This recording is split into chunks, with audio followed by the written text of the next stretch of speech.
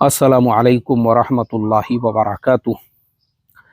बिस्मिल्लाहिर्रहमानिर्रहीम नहमदुहु व नुसल्ली अला रसूलिहिल करीम व अला आलिहि व अस्हाबिहि अजमईन अम्मा बाद। मोहतरम दोस्तों, आज का वीडियो अपने तमाम ही शेयर मार्केट के जो ग्रुप्स है और जितने लोग शेयर ट्रेडिंग में लगे हुए हैं सबके साथ में शेयर करना ये आपकी ज़िम्मेदारी है। मैं आज आपको वो गलतियां बताने वाला हूं जिन गलतियों की वजह से शेयर मार्केट में बजाय फ़ायदे के नुकसान होता है। तो हम बग़ैर ज़्यादा लंबी चौड़ी तमहीद के शुरुआत करते हैं पहले पॉइंट से। पहली गलती जो शेयर ट्रेडर्स करते हैं वो होती है सब्र और पेशन की गलती। सब्र और पेशन किसे कहते हैं? अगर आप रिसर्च करोगे तो आपको पता चलेगा कि शेयर ट्रेडिंग से 100 में से 20% लोग कमाते हैं और 80% लोगों का इसके अंदर नुकसान होता है। अब जो 20% लोग कमाते हैं ना, वो 20% लोग वो होते हैं जो शेयर मार्केट में आते हैं पूरे पेशन के साथ, पूरे सब्र के साथ में। उनके पास में उतावलापन नहीं होता है, पूरे सब्र के साथ में होते हैं। अब उतावलापन कब होता है आदमी में? कि जो आदमी रिसर्च नहीं करता, पूरे फंडामेंटल्स को नहीं देखता। फंडामेंटल्स किसे कहते हैं? जैसे मिसाल के तौर पे आपके पास में अभी फ़िलहाल आज की तारीख में मार्केट नीचे जा रहा है।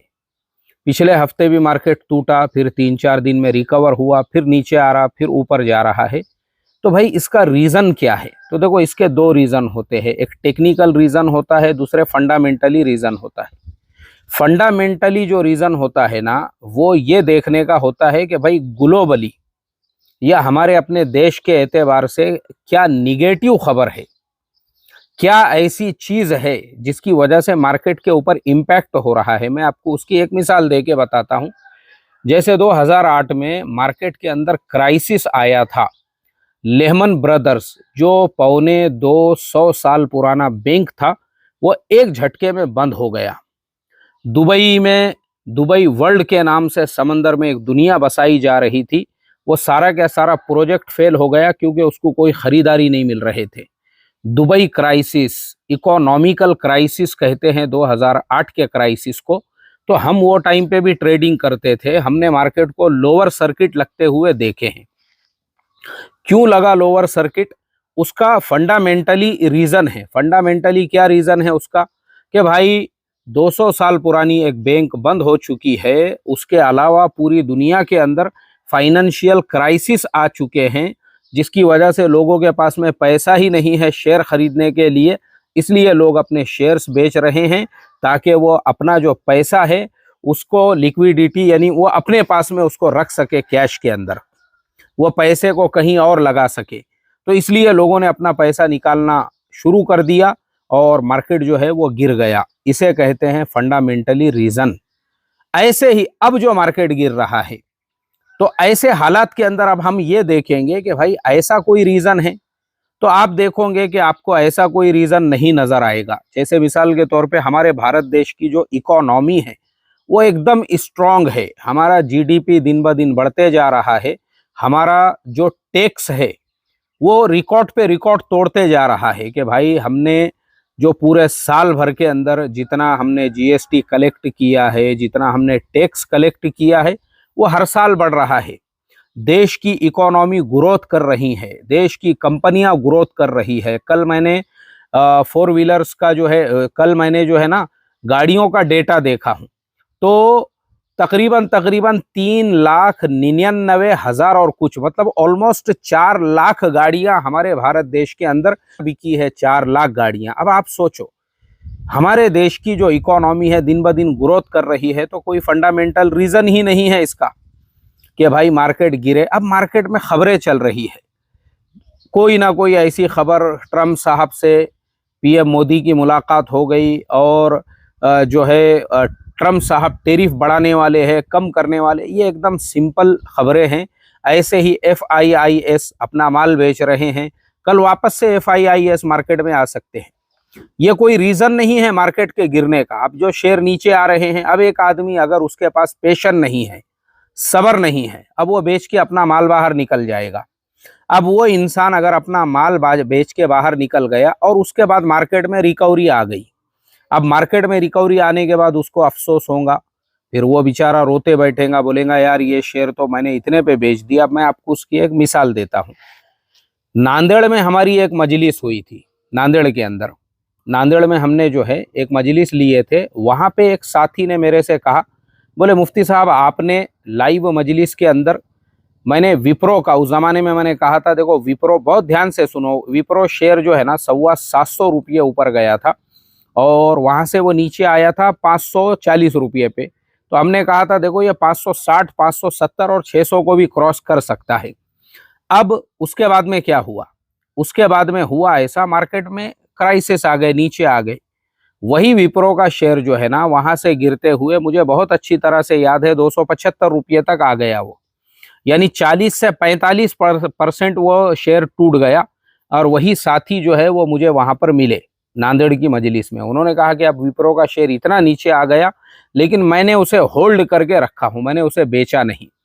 अब मैं आपको बता दूं कि वही विप्रो का शेयर, अब वो जो प्राइस था उस प्राइस के हिसाब से अगर हम आज का प्राइस उसका कैलकुलेट करते हैं, आज भी वो 650 रुपये चल रहा है। मतलब जिस भाई साहब ने उसको 540 रुपये पे अगर ये नीयत से ख़रीदा था कि मैं 600 में बेचूंगा, तो वो आज भी 650 के भाव से चल रहा है, क्योंकि बाद में उस शेयर के अंदर जो है वो शेयर तकसीम हो गया 2 हिस्सों के अंदर।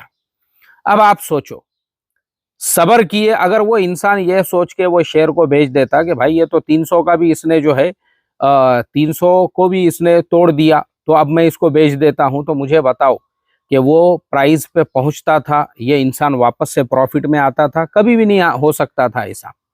तो इसके लिए एक चीज हमेशा याद रखो, अगर आपके पास पेशन है, आपके पास में सब्र है, तो आपका शेयर जो प्राइस पे आपने लिया है वो जरूर वो प्राइस पे जाएगा। अगर आपके पास में सब्र और पेशन नहीं है, तो मैं 1000 बार ये बात बोल चुका हूं कि शेयर मार्केट आपकी लाइन नहीं है, आप मत आइए शेयर मार्केट के अंदर।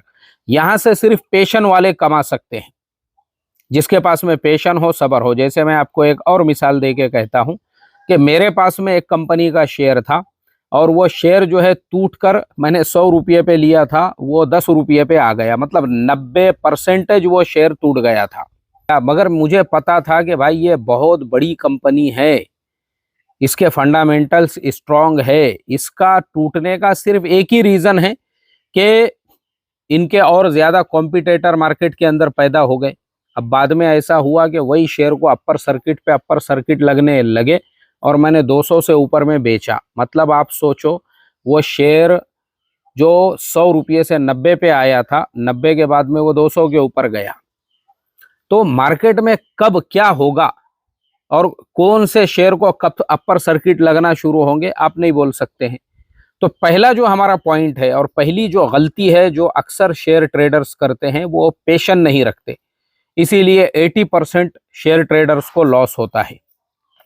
दूसरी गलती अक्सर जो शेयर ट्रेडर्स करते हैं वो ये कि अपनी ज़रूरत का पैसा लेके वो मार्केट के अंदर आते हैं, जबकि ये बात हम हज़ारों मरतबा बोल चुके हैं कि शेयर मार्केट में अपने ज़रूरत का पैसा, अपने घर खरीदने का पैसा, अपने शादी ब्याह का पैसा, घर बेचकर पैसा, खेत बेचकर पैसा, लोन लेकर पैसा, मार्जिन पर गलती से भी आपको ट्रेडिंग नहीं करना है। ऐसा अगर आप करोगे आपको नुकसान होगा। अब उसकी भी कुछ मिसालें मैं आपको देकर बताता हूं। अभी थोड़े दिनों पहले मुझे एक शादी में जाने का मौका मिला और एक साथी वहां पर मुझे मिले और उन्होंने कहा कि मेरे पास 5 लाख रुपये मेरे मार्केट में थे, उसमें से मेरी बीवी ने कहा कि और 5 लाख रुपये का मार्जिन ले लो, हम लोग 10 लाख रुपये के फलाने कंपनी के शेयर ले लेते हैं। उन्होंने 10 लाख के मार्जिन के ऊपर शेयर लिए। जुमे का दिन था और उसके बाद में मंडे को जो है वो शेयर गिर गया। अब उसका रीजन मैं आपको बताता हूं।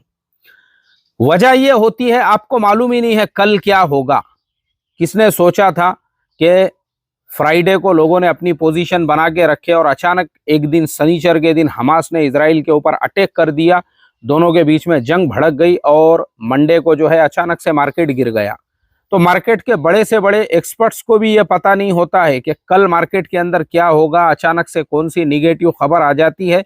इसलिए गलती से भी मार्जिन लेकर आपको ट्रेडिंग नहीं करना है। मार्जिन लेकर अगर आप ट्रेडिंग करोगे, अब मिसाल के तौर पे वो शेयर जो है, उन दोनों मियाँ बीवी ने वो शेयर लिए 10 लाख रुपए के, वो 5% टूटा, मतलब 50 से 60 हजार रुपये का नुकसान उसके अंदर हो रहा है। और अगले दिन जो ब्रोकर होता है ना, वो आप पे जरा बराबर भी रहम नहीं करता है, वो 3:30 बजे से पहले आपका माल बेच देता है, क्योंकि उसको उसके 5 लाख रुपये खुले करने के रहते हैं। तो इसके लिए मार्केट में अगर आप मार्जिन पे माल उठाकर ट्रेडिंग करोगे और अचानक में आपका शेयर नीचे चला गया, ब्रोकर सारा माल बेच देगा और जो भी नुकसान होगा वो नुकसान के जिम्मेदार आप रहोगे। दूसरे का पैसा लेकर भी ट्रेडिंग मत करो, कर्जा लेकर भी ट्रेडिंग मत करो।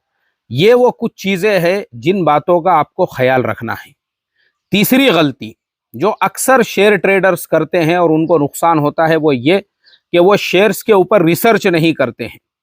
अब उनको एक मैसेज आ गया, फलाने कंपनी का शेयर ले लो, तो लोग लेते हैं और उसके बाद वो शेयर अचानक से, मुझे किसी ने यूपी से एक स्क्रीनशॉट भेजा था कि उनको इंदौर से कॉल गया, उन्होंने उनका पैकेज लिए, हजारों रुपये देकर वो फंसे और वो शेयर दूसरे दिन जो है 55% गिर गया। अब आप मुझे बताओ, ये पंप एंड डंप करने वाले ये आपको अहमदाबाद में, सूरत में, नागपुर में, ऐसे शहरों में बैठे हुए मिलेंगे जो एक एक दिन में 10-10 हजार करोड़ रुपए के इस तरह से पंप एंड डंप करते हैं और आप जैसे गरीब लोगों को जो है ना वो फंसाते हैं। तो इसके लिए अपना रिसर्च खुद करना है मार्केट के अंदर। इसीलिए टीवी पे इतने म्यूचुअल फंड के एडवर्टाइजमेंट आते हैं, सचिन तेंदुलकर, धोनी वगैरह जो देते हैं ना, वो साथ में क्या कहते हैं, प्रॉफिट एंड लॉस जो है ना वो मार्केट के ऊपर डिपेंड करता है। मार्केट ऊपर जाएगा तो प्रॉफिट, नीचे आएगा तो लॉस। अब कल को आप बोलेंगे कि मैंने सचिन तेंदुलकर का वीडियो देखा था और मैंने धोनी साहब का वीडियो देखा था, एडवर्टाइजमेंट देख के मैंने जो है म्यूचुअल फंड में पैसे लगा दिया था, लेकिन मैं तो लॉस में हूं और उसके लिए सचिन और धोनी जिम्मेदार है। तो वो कभी भी जिम्मेदार नहीं रहेंगे। जिम्मेदार आप खुद है। आपने अपना रिसर्च क्यों नहीं किया? क्योंकि उन्होंने आपको डिस्क्लेमर दे दिए थे। ऐसे ही अनिल सिंघवी साहब है और उनके अलावा आप देखो जी बिजनेस के ऊपर बड़े बड़े जो एक्सपर्ट्स बैठते हैं ना, अनिल सिंघवी साहब रोजाना का अपना एक शेयर देते हैं। ऐसे ही बड़े बड़े एक्सपर्ट्स रोजाना अपना एक एक दो दो शेयर्स जो है वो सारे लोग देते हैं।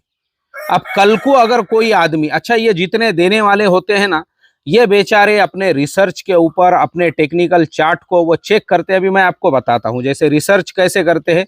जैसे आप बीईएल की मिसाल ले लो, भारत इलेक्ट्रॉनिक्स लिमिटेड।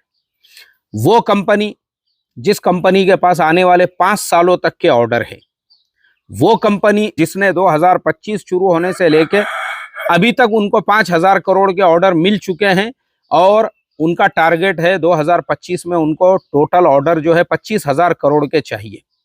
वो कंपनी, अभी प्रधानमंत्री जी ने डोनाल्ड ट्रंप से मुलाकात की और उनको कहा कि हमारे बीईएल और हिंदुस्तान एरोनॉटिक्स के हथियार आपको खरीदना पड़ेंगे।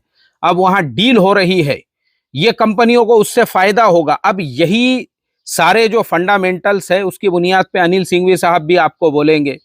बड़े बड़े एक्सपर्ट्स जो वहां पे बैठते हैं वो आपको ये कहें कि भाई देखो बीईएल आगे चल के 300 रुपये भी क्रॉस कर सकता है, 350 भी, 400 भी, क्योंकि उनको पता है भाई कंपनी के फंडामेंटल्स मजबूत है, कंपनी को डेली के ऑर्डर मिल रहे हैं, ये सारी चीजें हैं। वो देखकर ही वो आपको जो है एक टारगेट देंगे। आप ये नहीं देखोगे कि भाई मार्केट तो गिर रहा है, अब मार्केट गिरने से पूरा ही मार्केट नीचे आ रहा है, सिर्फ बीईएल नहीं आ रहा है, सारे ही शेयर नीचे आ रहे हैं, और आप बोलोगे कि नहीं इसके लिए अनिल सिंघवी साहब जो है वो जिम्मेदार है, उन्हीं की वजह से जो है हमारा शेयर नीचे आ रहा है।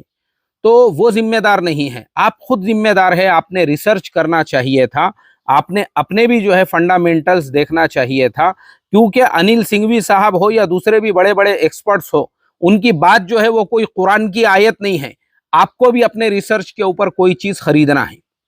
अब उसके बाद ऐसे ही दूसरा और शेयर मैं आपको मिसाल देता हूं, जैसे हुडको है। अब हुडको ये कंपनी, भारतीय गवर्नमेंट उसके लिए 10 लाख करोड़ रुपए का बजट पास कर रही है ताकि पूरे देश में घर बनाए जा सके। अब कोई भी बड़े से बड़ा एक्सपर्ट्स जो है ना वो उसके फंडामेंटल्स देखेगा, उसी बुनियाद पे वो आपको एक टारगेट देगा। अब आप अपना रिसर्च नहीं करोगे, अंधे बहरे बनकर अगर आप कोई शेयर खरीदते हो, उसके लिए जिम्मेदार आप होते हो। कल आप किसी को ये ब्लेम नहीं कर सकते कि अनिल सिंघवी साहब की वजह से मुझे 5 लाख का नुकसान हो गया या मेरा शेयर जो है वो 2 लाख को माइनस में चल रहा है। कल को वही शेयर अगर उसको अपर सर्किट लगे, आप 5 लाख के प्रॉफिट में आ गए, 10 लाख के प्रॉफिट में आए, तो आप अनिल सिंघवी साहब को एक आधा 2 लाख का पैकेट बना के हदिये में नहीं भेजोगे गिफ्ट के अंदर के, लीजिए अनिल सिंघवी साहब आपने कॉल दिए थे और माशाल्लाह आपकी कॉल के ऊपर मुझे 10 लाख का प्रॉफिट हो गया, उसमें से 2 लाख रुपया आप रखिए। तो मार्केट के अंदर जो है ना, ये जो चीज है, लोग अपना रिसर्च नहीं करेंगे, सोचते हैं, उनको लगता है भाई सामने वाले ने हमको कोई मैसेज किया या उसने हमको कोई शेयर कहा, तो आपका काम ये है, क्योंकि अनिल सिंघवी साहब हो या कोई भी हो, वो आपको जो बोल रहे हैं ना, उनके सामने जो टेक्निकल चार्ट है, उनके सामने जो शेयर के फंडामेंटल्स है, वो उसकी बुनियाद पे बोल रहे हैं। अब पूरा ही मार्केट नीचे जा रहा है, सारे ही शेयर नीचे जा रहे हैं, अनिल सिंघवी साहब क्या करेंगे उसके लिए? ऐसे ही भेल की मिसाल ले लो, जैसे मैंने परसों बताया, महाराष्ट्र गवर्नमेंट की तरफ से उनको 8,000 करोड़ का ऑर्डर मिला और उसके बाद एक और वापस से न्यूज आई, किसी और स्टेट गवर्नमेंट की तरफ से उनको 6,000 करोड़ रुपए का एक और ऑर्डर मिला। अब ऐसे 2 ऑर्डर मिले उनको इतने बड़े बड़े, उसके बावजूद भी शेयर में कोई मूवमेंट नहीं है। तो आप बताओ मुझे, वो जो सारे एक्सपर्ट्स है जो इन खबरों की बुनियाद पे और टेक्निकल चार्ट की बुनियाद के ऊपर टीवी पे बैठ के लाखों लोगों के सामने जो है उसका ऐलान कर रहे हैं, वो जिम्मेदार नहीं है उसके लिए। उसके लिए हर वो फर्द जिम्मेदार है जो खरीदने से पहले अपने रिसर्च और अपने रिस्क के ऊपर जो है वो खरीदे। तो इसके लिए हमेशा याद रखो, लोगों का अक्सर नुकसान जो होता है ना, वो इन्हीं बुनियादों के ऊपर होता है कि लोग अपना रिसर्च नहीं करते। और चौथी चीज, शेयर अगर आपको खरीदना भी है तो ऐसा शेयर आप खरीदो जिनका कैपिटल अच्छा खासा हो, हर क्वार्टर के अंदर जो है कंपनी का जो एबिटा मार्जिन है वो सारे पे ध्यान दो, प्रॉफिट उनका हर क्वार्टर में अच्छा आ रहा हो, कंपनी अच्छा डिविडेंड देती हो, ये सारी चीजें देख के अगर आप शेयर लेते हो, और मान लो मार्केट में इस तरह का क्राइसिस आता है, अभी जैसे आज ही की मिसाल है, जो संदीप शेड़के हमारा शागिर्द है जिसकी मैंने आपको बार बार मिसाल दिया, आज उसने मुझे एक स्क्रीन भेजा, उसके पास में BPCL, Bharat petroleum corporation limited, जगह जगह पे हमारे देश में आपको हर रोड हर रास्ते के ऊपर उनका पेट्रोल पंप मिलेगा, उसके शेयर्स उनके पास में थे और कंपनी ने 8,000 कुछ रुपये का उनको डिविडेंड दी। अब मुझे बताओ, शेयर नीचे भी आया, उनको कोई डर नहीं है, वो उनके शेयर ऐसे ही है जैसे बैंक अकाउंट के अंदर उनके पैसे पड़े हुए होते हैं, उनको तो 8,200 रुपये का डिविडेंड उसके अंदर मिल गया, वो तो फायदे में है, वो तो प्रॉफिट में है। तो शेयर जो है ना, आप ऐसा चुनो कि भले शेयर का प्राइस अगर ना भी बढ़ रहा हो या पूरा मार्केट भी नीचे आ रहा हो, तो शेयर का डिविडेंड आपको हर क्वार्टर के अंदर मिलता रहे। तो देखो, चंद ये वो गलतियां हैं जो गलतियां शेयर ट्रेडर्स शेयर ट्रेडिंग के अंदर करते हैं, जिसकी वजह से उनको नुकसान होता है। पैशन नहीं रखते, गड़बड़ में घबराहट के अंदर अपना माल बेच देते हैं, बाद में शेयर ऊपर चले जाता है। कर्जा लेते हैं, उधार लेते हैं, ट्रेडिंग करते हैं, मार्जिन पे ट्रेडिंग करते हैं और उसके बाद उनको नुकसान होता है, तो फिर वो डरते हैं शेयर ट्रेडिंग, अरे नहीं रे बोले भाई, अब इसके बाद ट्रेडिंग नहीं करना है। तीसरी चीज, खुद का रिसर्च नहीं करते हैं और बाद में अनिल सिंघवी साहब और जैन साहब और सेठी साहब और रस्तोगी साहब और फुलाने साहब के ऊपर ब्लेम डालते हैं कि उनकी वजह से मेरा नुकसान हुआ। वो आपके घर को नहीं आए थे, उन्होंने आपको गोदी में बिठा के जो है बाय करो बोल के जोर जबरदस्ती नहीं किए थे, बाय तो आपने अपने हाथों से किए। तो इसके लिए सेठी साहब को, जैन साहब को और रस्तोगी साहब को और इसी तरह से जो है अनिल सिंघवी साहब को दोष दे के कोई फायदा नहीं है। आप खुद जिम्मेदार हो उसके लिए, आपका काम है रिसर्च करने का। और चौथी चीज, ऐसे शेयर्स खरीदो, भले आप अभी जैसे मैंने आपको मिसाल दे के बताया हूं, बीपीसीएल बंदे को 8,200 रुपये का जो है डिविडेंड मिल गया।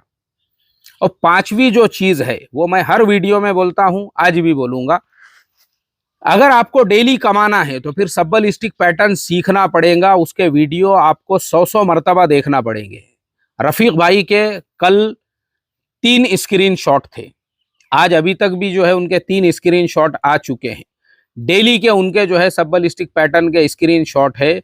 मार्केट इधर जाओ उधर जाओ किधर भी जाओ, वो रोजाना वो शेयर्स में वो जो उनके होल्डिंग के लॉस वाले शेयर है, कोई शेयर 70,000 के लॉस का है, कोई 50,000 के लॉस का है, आसानी के साथ में उसमें रोजाना 1-2% कवर करते हैं। एक टाइम ऐसे आता है कि वो जो आपका जो लॉस है वो कवर हो जाता है पूरी तरह से, और वो शेयर आपको जो है प्रॉफिट में पड़ जाता है। तो वो सीखना पड़ेगा आपको, ठीक है। तो इंशाल्लाह अभी मैं क्योंकि बाहर मुल्क में हूँ, सफ़र पर हूँ, तो यहाँ मुझे थोड़ा बहुत वक्त मिल रहा है वीडियो बनाने के लिए, क्योंकि इंडिया में बेहद मसरूफियात और मशगूलियत होती है, फुर्सत नहीं मिलती है वीडियो बनाने के लिए। तो यहाँ थोड़ा बहुत टाइम एडजस्ट हो रहा है। तो मैं यही कोशिश करूँगा कि यहाँ जितने ज़्यादा हो सकते हैं शेयर ट्रेडिंग से रिलेटेड वीडियोस, रोज़ाना के मार्केट को एनालाइज करना है, कौन कौन से कंपनियां बोनस देने वाली है, किन कंपनियों को लॉन्ग टर्म के लिए ख़रीदा जा सकता है, कौन सी वो कंपनियां हैं जो कंपनियों का फ्यूचर एकदम ब्राइट है, और शेयर ट्रेडिंग के अंदर और आपने किन बातों का ख्याल ध्यान रखना चाहिए। इस तरह के वीडियोस मैं हर 2-4 दिन को चैनल पे अपलोड करता रहूँगा, ताकि आपकी अच्छे से रहबरी हो, रहनुमाई हो। और आखिरी में फिर बता दूँ, ये वीडियो बनाने का मकसद ना हमारे लिंक का एडवर्टाइजमेंट है कि उस पर क्लिक करके अकाउंट ओपन करो, ना हमारे चैनल का एडवर्टाइजमेंट है कि हमारा ज्वाइन बटन खरीदो।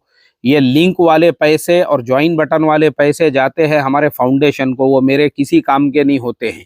अल्लाह का करोड़ों दर्जे शुक्र है, मेरे बिजनेस की, कारोबार की अच्छी खासी सेटिंग है। अल्लाह का करोड़ों दर्जे शुक्र है, आप लोगों की ऐसे फ्री मुफ्त में मैं जो खिदमत कर रहा हूँ ना, उसी का ये सिला है कि मेरे इंडिया के कारोबारों का जो प्रॉफिट है वो तो अलग है। यहाँ जो कारोबार मैंने 1 साल पहले शुरू किया था उसका प्रॉफिट हो चुका है 1,20,00,000 रुपये, जिसमें से 12 लाख रुपये हमने अलग से अल्लाह के नाम पर निकाल के रख दिए हुए हैं।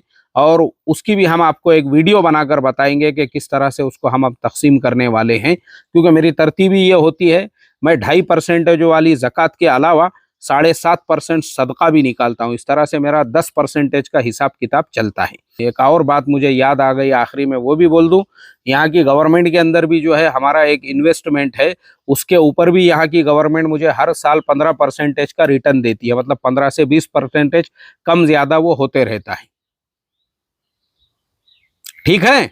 तो इसके लिए अब लेते हैं हम इजाज़त, और इस तरह से वक्तन फ़वक्तन आपकी रहबरी रहनुमाई हम करते रहेंगे।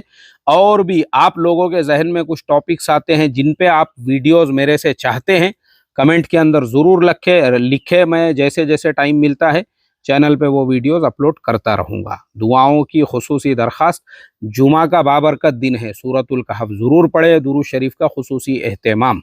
सल्लल्लाहु तआला अला खैरि खल्क़िही मुहम्मदिन व अला आलिही व अस्हाबिही अजमाइन।